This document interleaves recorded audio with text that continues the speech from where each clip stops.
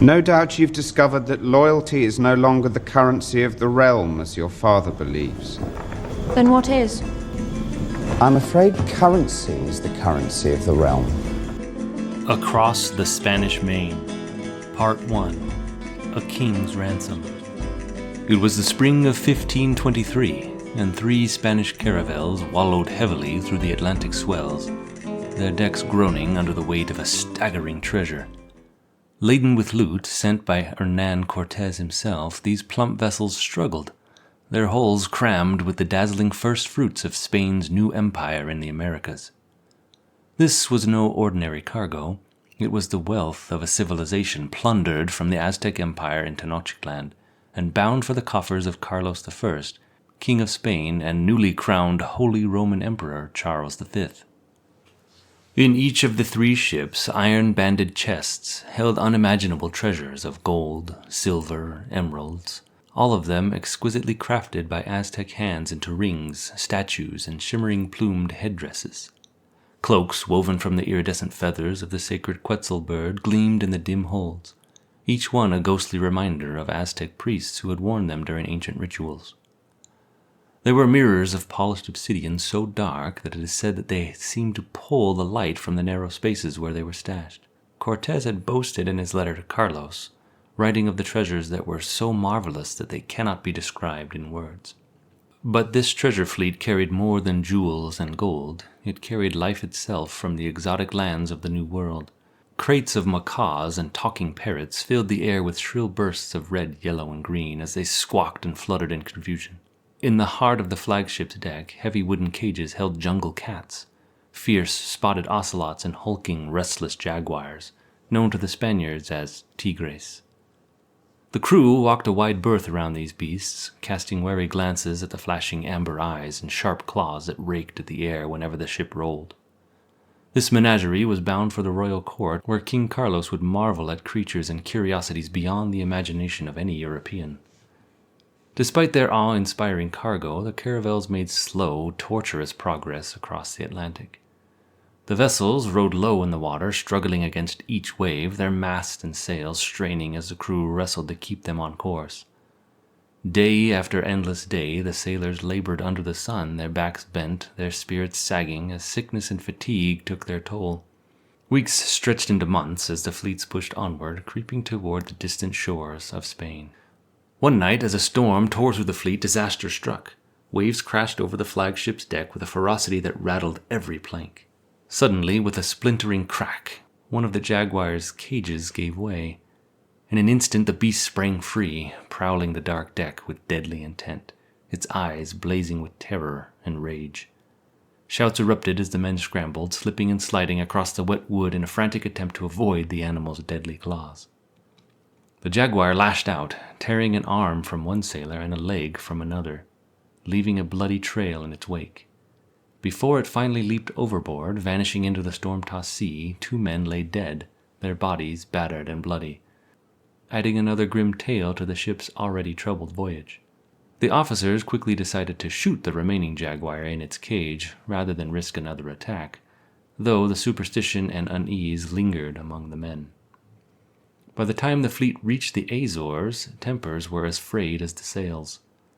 Captain Quiñones, the fleet's commander, found himself embroiled in a bitter dispute with another officer over the attention of a local woman. The men's pent-up fury boiled over one human evening, and in a fit of jealous rage, the officer cleaved Quiñones' head with a single sweep of his cutlass. The men watched in stunned silence as their captain's body was unceremoniously thrown overboard, disappearing into the waters that churned with harbor sharks.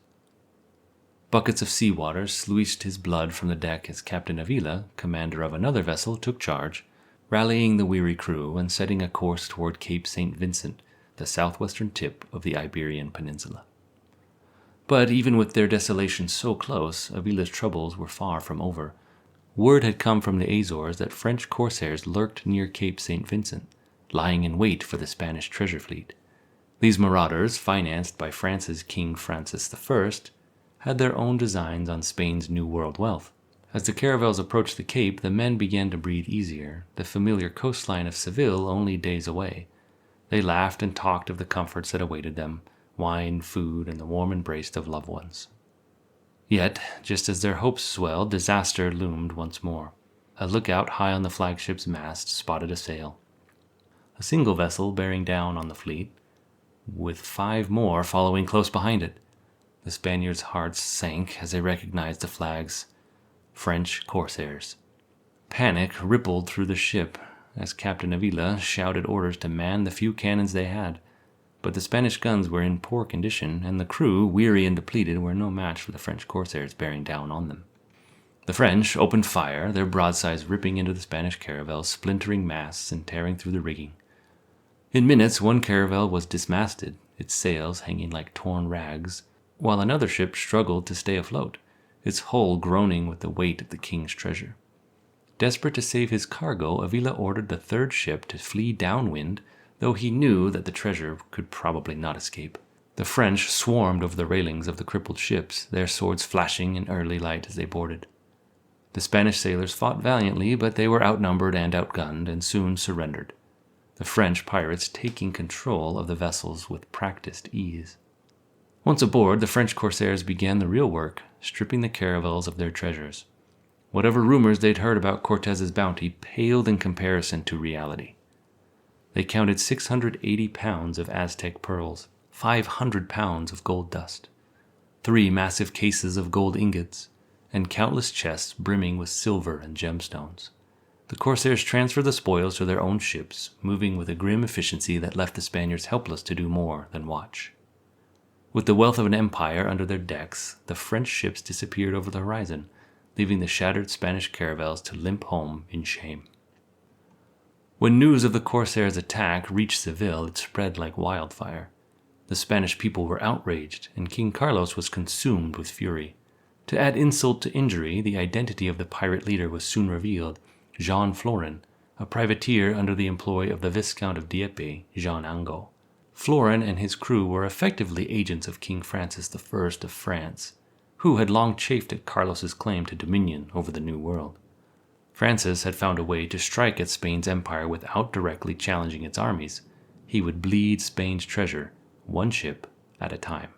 From this infamous heist arose the myth and allure of the Spanish Main, the vast stretch of territory and ocean that would soon symbolize wealth, danger, and adventure. Initially, the term referred to the Spanish mainland in the Americas, but over time it came to encompass the whole Caribbean basin.